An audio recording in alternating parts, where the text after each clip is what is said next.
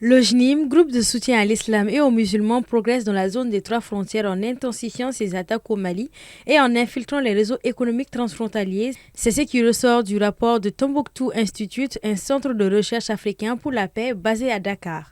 Selon le rapport de l'Institut, entre 2021 et 2024, le JNIM a multiplié par 7 ses actions violentes dans la région de Kayes, ciblant les forces de sécurité, les postes de douane et les convois sur les routes vers Bamako, la Mauritanie et le Sénégal. Des attaques complexes comme des embuscades avec l'EID visant à isoler Bamako et à délégitimer le gouvernement malien. C'est vrai que le rapport que nous avons publié aujourd'hui montre que le JNIM s'implique dans des secteurs économiques et il y a une réelle volonté d'infiltration économique transfrontalière. Cette infiltration se fait à partir des secteurs économiques comme l'élevage, le trafic de bois, la contrebande pour financer ces activités.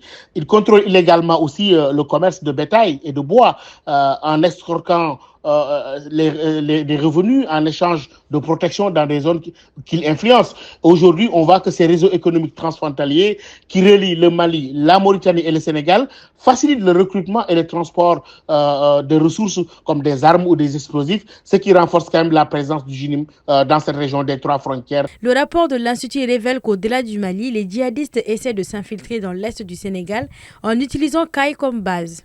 Le rapport stipule que la Katiba Massina cible des communautés sénégalaises pour le recrutement, bien que sans succès majeur pour l'instant. Il est vrai que le Sénégal présente quelques facteurs de résilience, comme la coexistence pacifique entre les groupes ethniques et religieux.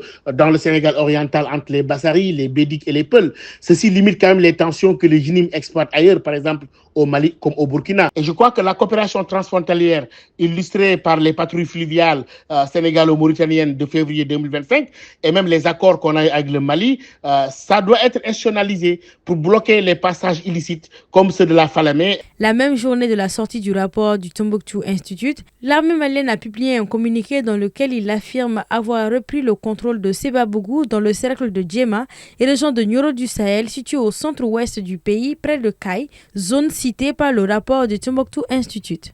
Dans le même communiqué, l'armée fait état de neutralisation de groupes armés qui avaient sémé la panique, brutalisé et contraint les populations à fuir dans près de 13 localités.